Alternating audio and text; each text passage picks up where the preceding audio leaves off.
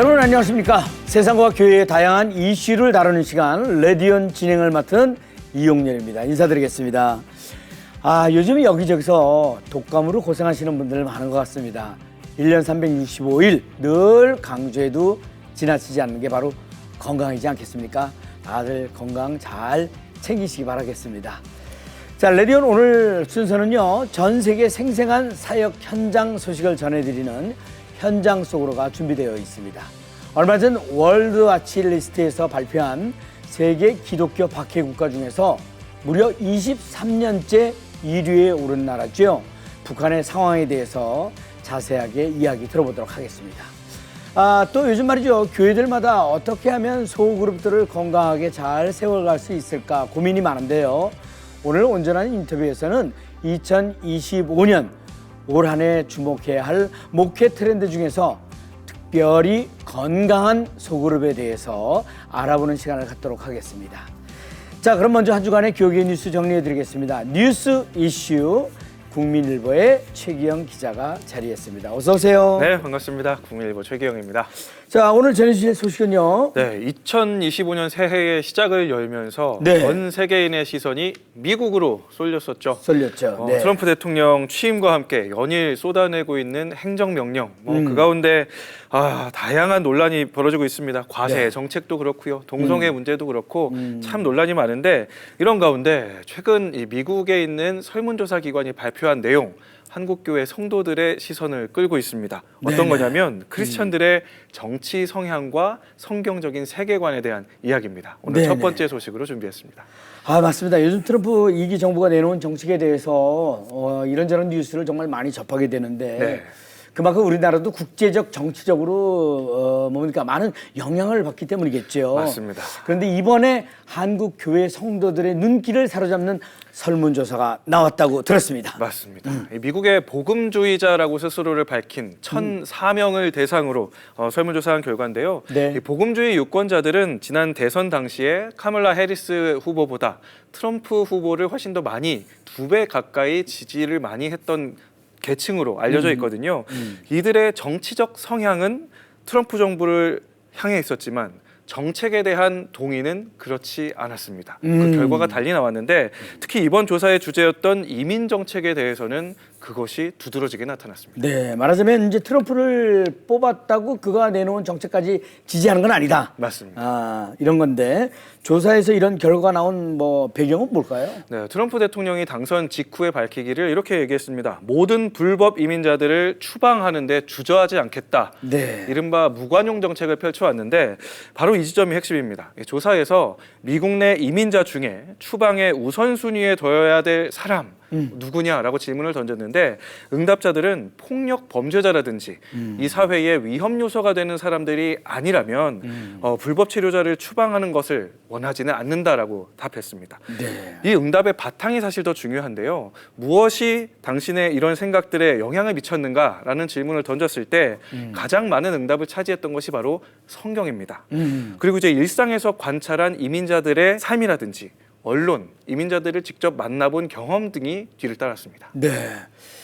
결국 그 다수의 성도들이 정책이나 사회 문제에 대해서 고민을 할 때 자신의 정치적인 성향보다는 성경적 가치관에 우선순위를 둔다는 그런 얘기인데 맞습니다. 네, 이런 결과가 한국 교회에 시사하는 바도 큰 것 같습니다. 그렇습니다. 이 종교사회학 전문가들은 이제 최근까지 이어지고 있는 이 탄핵 정국 가운데 정치적 성향에 따라서 신앙 공동체 안에서마저 갈등을 빚고 있는 것이 이 한국 교회의 현실이라고 진단하고 있는데요. 네. 이 예배나 교회 내 소그룹 이 모임에서 사회적인 또 정치적인 이슈들이 거론이 될 때 성도 스스로 성경적인 가치관을 바탕으로 이 사안을 좀 바라보고 그런 습관을 갖는 것이 중요하다고 조언을 좀 하고 있습니다. 이 극우 진영에서 나오는 메시지들이 기독교를 과잉 대표하는 세태에 대해서도 좀 우려를 전했는데요. 네. 이 전문가들은 기도회 참 한국교회가 많이 하지 않습니까? 네. 이 기도회를 한번 하더라도 하나님의 뜻을 간구하고 스스로를 성찰하고 크리스천으로서 이 사회에 어떤 역할을 해야 하는지를 고민해 볼 필요가 있다라고 강조하고 있습니다. 네, 잘하겠습니다. 네. 요즘 대한민국의 상황을 보면 여러모로 참 가슴이 아프기도 합니다만 비단 정치적인 영역뿐이겠습니까? 우리 사회의 삶의 영역에서 하나님의 뜻은 무엇일까? 기독교인이라면 어떻게 해야 할까를 생각해보는 우리가 되었으면 합니다. 네. 자, 다음 소식 듣겠습니다. 네, 최근 몇 년 사이에 인공지능, 로봇처럼 우리 일상에서 가장 인기 있는 최첨단 기술로 꼽히고 있는 것 중 하나, 바로 드론입니다. 드론. 네. 예능 프로그램은 말할 것도 없고요. 영화나 드라마에 등장하는 스펙터클한 장면이라든지 또 사람의 손길이 닿지 않는 곳까지 구조대 역할을 하는 드론 로봇. 또 드론 경주 대회도 참 많고요. 참 네. 다양한데 이런 가운데 용인의 한 교회가 드론 선교회를 출범했다고 합니다. 오늘 두 번째 소식으로 준비했습니다. 네, 요즘 별별 그 선교회들이 많긴 합니다만 드론 선교회는 처음 듣는 것 같습니다. 네, 어떻게 만들어지게 된 건가요? 네, 목표는 드론을 활용해서 해외 선교지의 선교사들의 사역을 도울 수 있도록 하는 것, 그리고 우리 국내 다음 세대 복음화를 이제 활용하는데 선교 도구로 활용하는 것, 이렇게 두 가지입니다. 네. 교육 기관이 아니라 교회가 나서서 이런 드론을 교육할 수 있는 모임을 갖는 것 상당히 이례적인데요. 최근 열린 발대식에서는 건국대에 있는 항공드론 혁신융합대학 이 사업단이 있는데 네. 그 사업단에 계시는 박장환 교수님이 선교회 회장을 맡아서 수고해 주시기로 했어요. 네. 근데 박 교수님이 선교지 상황을 설명하면서 이 드론 선교회의 역할을 소개했는데 어떤 거냐? 이 선교사들이 교회나 교단에서 이제 지원을 받고 있기는 하지만 재정적으로 힘들어하시는 분들이 참 많지 않습니까? 네. 이 재정을 충당하기 위해서 현지의 여행 가이드 역할을 수행하시기도 하는데 드론을 활용하면 현지에서 훨씬 재미있고 쉽게 이 안내하는 직무를 이제 다룰 수 있다는 겁니다. 또 현지인 가운데서도 이 드론 기술에 관심 있는 사람들에게 교육할 수 있는 선교 영역으로 확장할 수 있다는 점, 이 부분 설명해 주시고요. 이제 교회 안에서는 원래 동호회 수준으로 머물다가 이렇게 선교회를 출범한 것인데 그것을 넘어서서 드론 스포츠 대회에 참가한다든지 또 드론 단기 선교도 준비하고 있다 그래요. 네, 잘 알겠습니다. 네. 요즘 드론에 관심 있는 분들이 정말 많아졌는데요. 개인적 취미를 넘어서 이 드론이 선교에도 좋은 도구로 쓰일 수 있었으면 좋겠네요. 네, 최기현 기자 대단히 감사합니다. 수고하셨습니다. 감사합니다. 자, 이어지는 단신 뉴스 보시고요. 다음 출연자 만나보시겠습니다.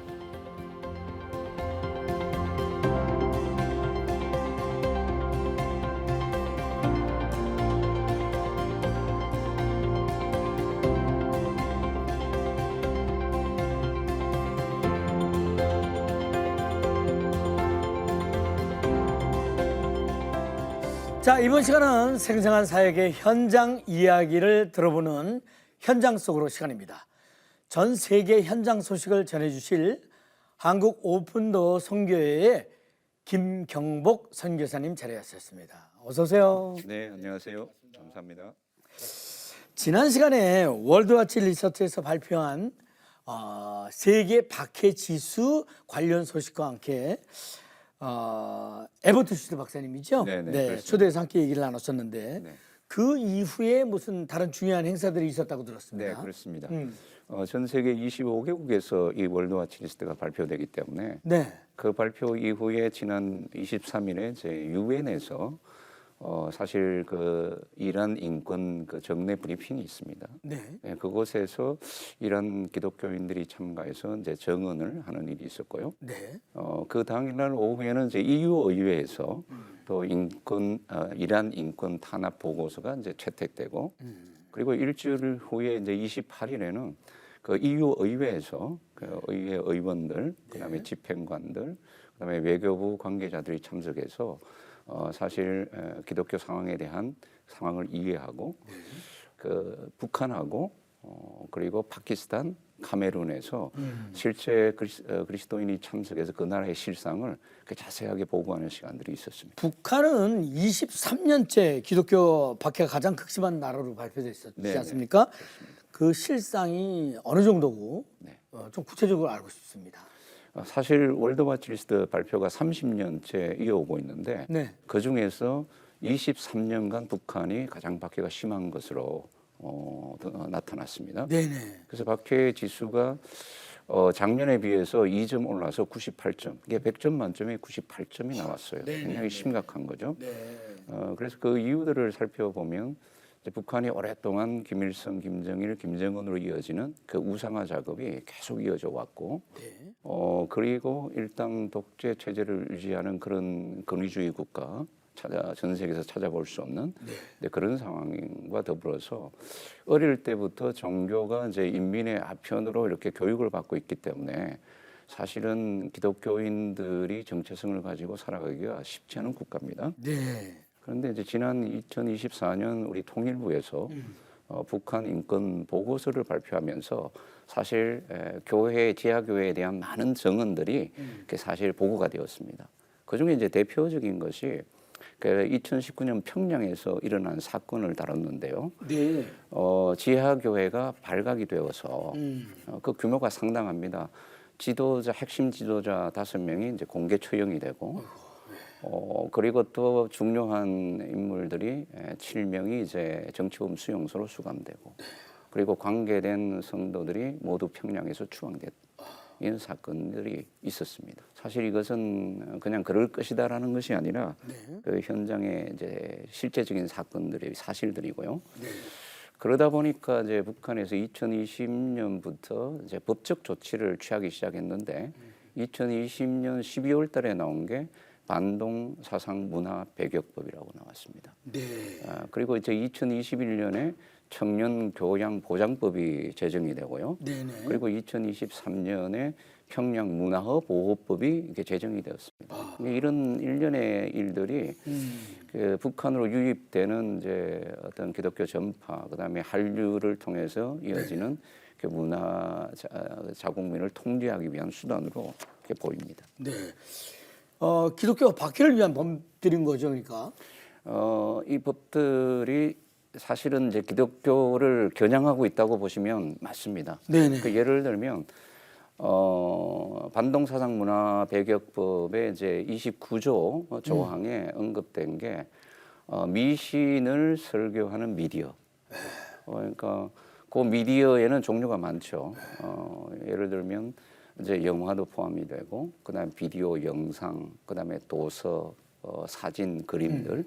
도서는 뭐 성경을 지칭하는 것이고요. 네. 이제 그러한 것을 접한 사람들, 그리고 그것을 유포한 사람들에 대해서 그 매체를 접한 사람들에게는 최소 5년형. 네.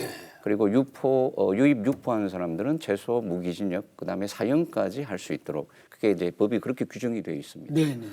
그리고 이제 청년 교양 보장법에는 이제 41조에 청년들이 하지 말아야 될 일들에 대해서 16가지로 쫙 세분화시켰는데 거기에 보면은 물론 뭐 살인이라든지 강도라든지 강간이라든지 이런 강력범 당연히 포함되어 있고요.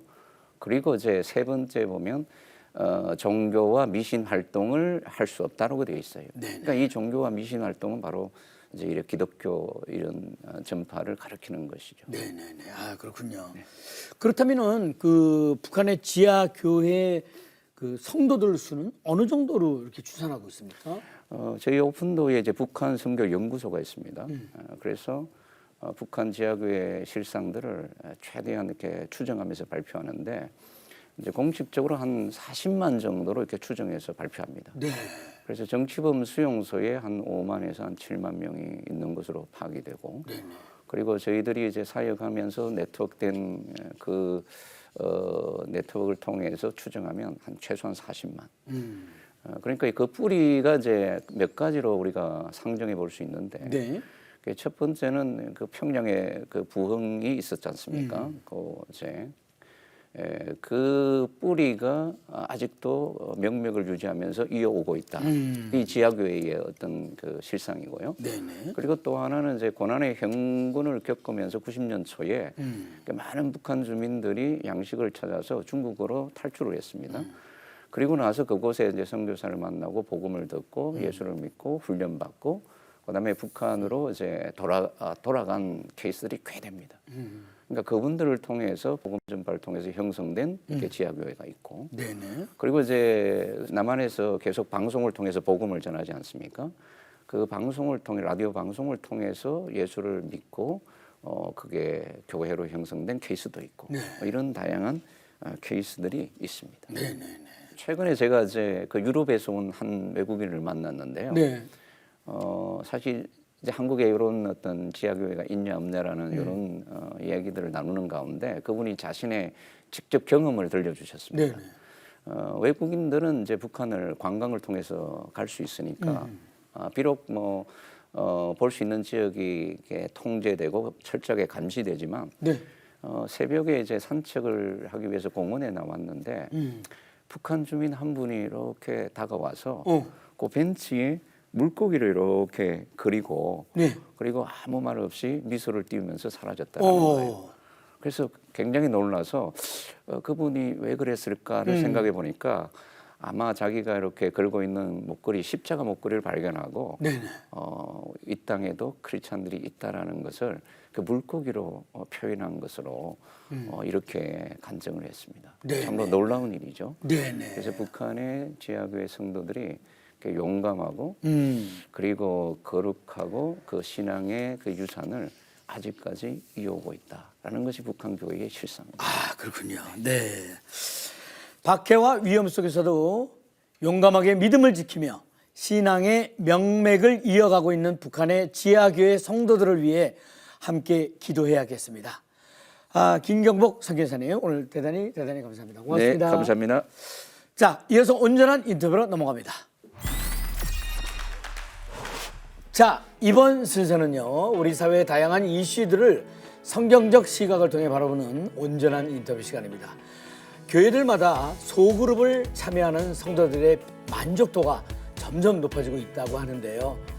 특별히 건강한 목회 환경에 새로운 트렌드와 대안을 제시한 목회 트렌드 2025에서도 건강한 소그룹에 대해 강조를 하고 있다고 해서요. 오늘 온전한 인터뷰에서는 건강한 소그룹을 세우는 방법에 대해 목회 트렌드 2025의 공동 저자이신 권오국 목사님을 초대해서 자세한 이야기 들어보도록 하겠습니다. 네, 안녕하세요. 목사님 어서 오세요. 안녕하세요. 네, 자, 자기소개 좀 부탁드리겠습니다.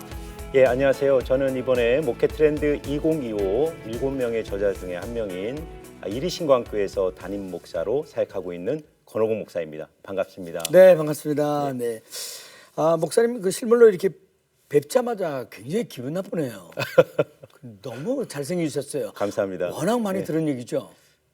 그렇지는 않습니다. 그리고 한 가지 더 추가로 기분 나쁘게 목소리가 너무 좋아요. 감사합니다. 오늘 열심히 해보겠습니다. 특히 설교할 네. 때 많은 분들이 그 네. 말씀 많이 하시죠. 네, 제 입으로 좀 말하기 부끄럽지만 그렇습니다. 아유, 오늘 참 귀한 시간 이렇게 함께해 주셔서 대단히 감사하고요. 네. 지난 시간에 목회 트렌드 2025의 공동 저자인 이상관 목사님을 모시고 목회자 리더십에 대해서 자세한 얘기를 좀 들어봤습니다. 특별히 이 목회 트렌드 2025에서 소그룹 목회에 대해서 다루게 된 그 이유 좀 들어보고 싶습니다. 예, 이번에 목회 트렌드 2025 이제 목회 트렌드라는 이름으로 이제 책이 나왔는데요. 네. 네 가지 중요한 이슈들을 다루게 되었습니다. 근데 트렌드라 하기에는 매우 전통적인 주제를 중심으로 다뤘습니다. 네. 예를 들면 리더십, 여성, 그다음에 문해력, 소그룹인데요. 이게 트렌드하고는 조금 안 맞을 수도 있지만 저희가 지필진이 고민한 것은 네. 이런 시대일수록 더 본질에 천착하자. 교회됨의 핵심적인 이슈들을 다루자. 그래서 그 중에 하나가 이제 소그룹이 너무너무 중요한 시대가 되었기 때문에 네. 이번에 소그룹을 다루게 되었습니다. 네네. 그럼 그 내용들이 이번에 저 공동 집필하신 네. 그 목회 트렌드 2025에 거의 나와 있는 건가요? 네, 그렇습니다. 네네네. 저는 그 네 가지 주제 중에 문해력과 소그룹 두 분야에서 하나씩 글을 쓰게 되었습니다. 그러시군요. 네. 앞서 말씀드렸듯이 교회들마다 소그룹에 참여하는 성도들의 만족도가 이제 점점 네. 높아지고 있다는 평가가 나오고 있는데 네. 그 이유가 뭘까요? 저는 이제 두 가지로 좀 생각해 보는데요. 네. 첫 번째는 이 개인주의 시대가 점점 되고 있습니다. 잘 알고 계시지만 지금 한국의 1인 가구가 1,000만 명 시대고 인구의 40%가 홀로 살고 있습니다. 엄청나죠. 예, 네. 개인주의화 될수록 사람들 안에 있는 가장 깊은 열망은 소속되고 싶다, 연결되고 싶다, 네. 공감받고 싶다라는 열망입니다. 네네. 그래서 이 사회 어디에서도 보여줄 수 없는 진정한 공동체를 교회가 보여주기 시작할 때 세상은 이제 교회에 반응한다라고 생각합니다. 네. 실제로 이번 그 코로나를 통과하면서 그 설문조사를 했을 때 소그룹이 건강한 교회가 영적으로나 양적으로 질적으로 그 코로나의 어려운 시기를 잘 통과하고 교회가 건강하게 세워졌다는 이 통계 조사도 나오면서 지금 한국교회 전체가 소그룹에 대해 굉장히 집중하고 있는 그런 시대적 상황을 우리가 맞고 있습니다. 네. 건강한 소그룹을 세워야 한다는 말씀은 그 사람들이 속하고 싶은 소그룹을 만들어야 한다는 거 아니겠습니까? 그렇습니다. 네, 사람들이 원하는 소그룹 어떤 모습일까요? 소그룹에 제일 중요한 저는 세 가지 요소가 있다고 생각합니다. 세 가지? 예. 첫 번째는 소그룹은 위로 하나님과의 관계 속에서 뜨거운 예배가 있는 소그룹. 두 번째 옆으로 그 지체들과 정말 깊고 친밀한 사랑과 나눔이 있는 소그룹. 네. 그리고 밖으로 세상 속에서 하나님 나라를 이루고 또 복음 전도를 통해서 영혼을 구원하는 소그룹. 저는 이 세 가지가 교회의 본질이라고 생각하거든요. 우리가 보통 교회의 본질이라고 할 때 예배, 그다음에 교제, 양육, 그리고 마지막이 선교입니다. 그래서 이거를 주로 이제 신학적으로는 그 에클레시아와 디아스포라로 설명하는데 소그룹이 왜 중요하냐면 이 교회의 본질적 네 가지 요소가 발화되고 제대로 그 역량이 드러나는 목회적 환경 구조가 저는 소그룹이라고 생각합니다. 네네. 그러니까 대부분 그동안 전통교회가 이런 소그룹적 구조를 배제한 채 예배를 생각하고 또 교제를 생각하고 양육을 생각하고 선교를 생각했기 때문에 네. 교회가 갖고 있는 이 본질적 요소들을 제대로 드러나지 못했다라는 그런 생각을 하게 되면서 네. 소그룹이 회복될 때 교회의 본질도 회복된다. 그런 생각들을 하고 있습니다. 네네. 그런데 사실상 모두가 원하는 소그룹을 세우는 것은 사실은 쉽지만은 않을 거라고 생각이 됩니다. 그렇습니다. 네. 네. 매력적인 소그룹을 세우기 위해서 가장 먼저 목회자가 어떤 실천을 해야 되겠습니까? 제가 이제 이 책에서도 썼는데요. 목회자가 건강한 소그룹을 세울 때 제일 중요한 게 전 두 가지라고 생각하는데요. 네. 첫 번째는 철학, 목회 철학이죠. 목회자라. 교회론에 대한 분명한 확신. 네. 두 번째는 이제 사람의 문제인데 네. 평신도에 대한 새로운 시각. 이 두 가지가 제일 중요하다고 생각합니다. 네. 왜냐하면 대부분 이제 소그룹 중심의 교회가 중요하다라는 것에 대해서 다 알고 있거든요. 네. 그런데 그 성공하지 못하는 이유는 소그룹을 교회 프로그램이나 어떤 교회의 하부 시스템으로 네. 이해하는 경우가 많습니다. 근데 이제 어떤 패러다임의 전환이 있어야 되냐면 네네. 소그룹이 교회다. 교회라는 어떤 큰 틀을 유지하기 위한 조직으로서의 소그룹이 아니라 소그룹 자체가 교회다라는 분명한 목회 철학이 없으면 사실 끌고 가기 어렵습니다. 네네. 저도 이제 이리신강교회 와서 지난 3년 동안 소그룹 중심의 성도적 교회를 하기 위해서 토양 작업을 하거든요. 근데 이제 저희 교회 같은 경우도 지난 20년 동안 교회에서 네. 한 달에 한 번 정도 편한 시간대에 그냥 모이는 교회 하나의 조직으로서의 소그룹이 있었거든요. 근데 이제 그것을 매주 가정에서 가족이 함께 모이는 소그룹으로 전환하려고 하니까 저항이 있습니다. 당연하죠. 이제 요즘 집을 오픈을 안 하고 편안하게 신앙생활하는 것이 체질화된 성도들에게 매주 집을 오픈하고 성도들이 함께 가정에서 모이고 함께 밥을 먹고 이런 것들이 성도들한테는 부담이죠. 그럼에도 불구하고 제가 이거를 계속해서 토양 작업을 하면서 밀고 가는 이유는 제 안에 어떤 확신이 있냐면 소그룹이 교회다라는 확신이 있기 때문입니다. 이게 성경적 교회고 네. 하나님이 세우고자 하는 교회의 본질에 해당하는 부분이라고 믿기 때문에 네. 저는 이 소그룹에 대해서 목회자들이 가져야 될 제일 중요한 철학은 소그룹이 교회다라는 교회론적 확신. 네. 이것이 중요하고요. 또 하나는 이제 평신도에 대한 시각인데 우리 너무나도 잘 알고 있는 대부분 성도들은 목양의 수혜자로 머물러 있습니다. 목양의 주체가 목회자고 성도들은 목양의 수혜자로 있다 보니까 두 가지 현상이 발생하는 거죠. 목회자가 너무 잘하면 목회자에게 완전히 의존하는 유아적 신앙을 버리지 못하는 것이고요. 목회자에게 실망을 하거나 목회자 잘 못한다 그러면 목회자를 대적하는 일들이 성도들한테 일어납니다. 그런데 목사님들이 성도들을 목양의 수혜자로 보지 말고 목양의 주체로 봐야 된다는 것입니다. 그러니까 목회는 목회자가 하는 게 아니라 평신도 리더들이 소그룹이라는 교회 안에서 목약적 사명을 가지고 그 일을 할 수 있도록 이퀴핑, 그 양육하고 그들에게 목양의 권한과 책임을 위임해주는 이런 새로운 시각이 없으면 평신도들이 움직이지 않으면 사실은 소그룹은 성공하기 참 어려운 사역이라고 저는 생각합니다. 네. 소그룹이 교회다. 교회다. 네. 그렇습니다. 아무래도 말이죠. 건강한 소그룹을 위해서는 그 말씀 듣는 가운데 리더들을 잘 세우는 것이 너무도 더 중요하지 않을까 하는 생각이 맞습니다. 들거든요. 어떻습니까?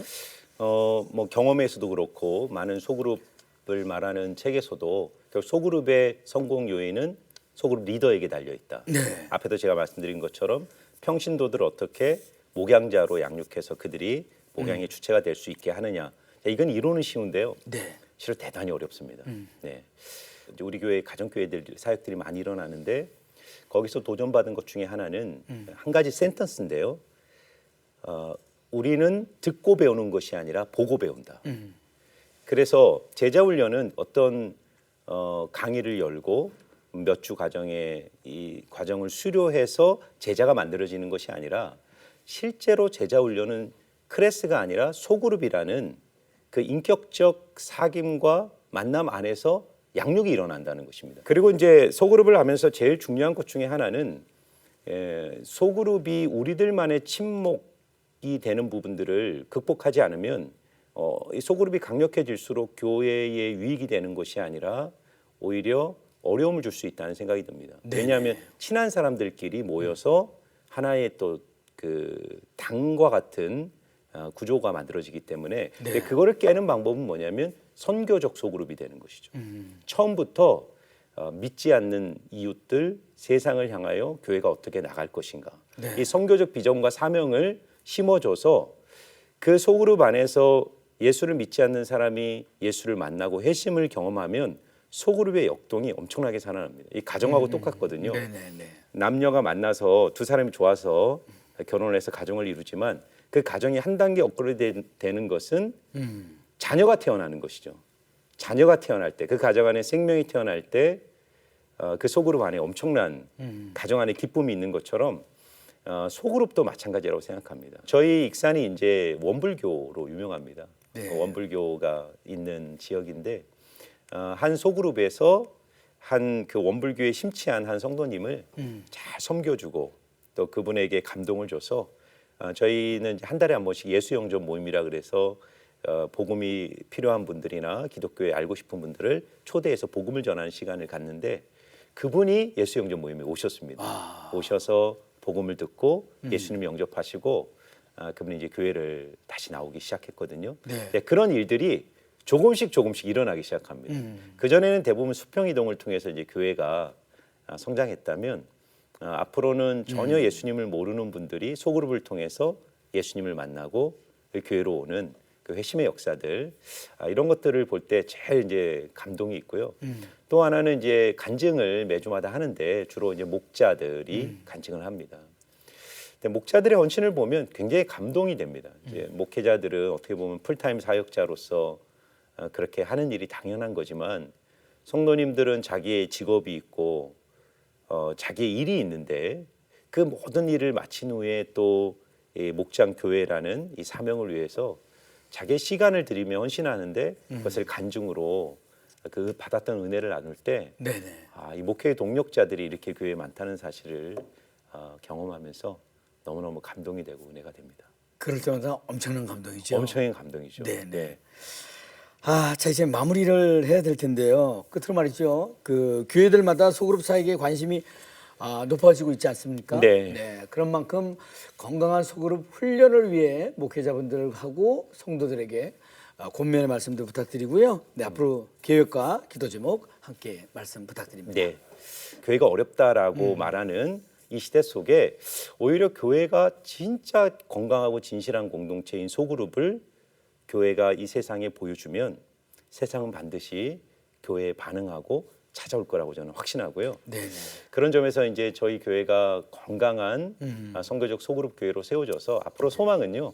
저희 교회가 앞으로 한국 교회에 좋은 선교적 소그룹의 샘플이 되는 교회가 돼서 한국 교회를 잘 섬기는 그런 교회가 되었으면 합니다. 네.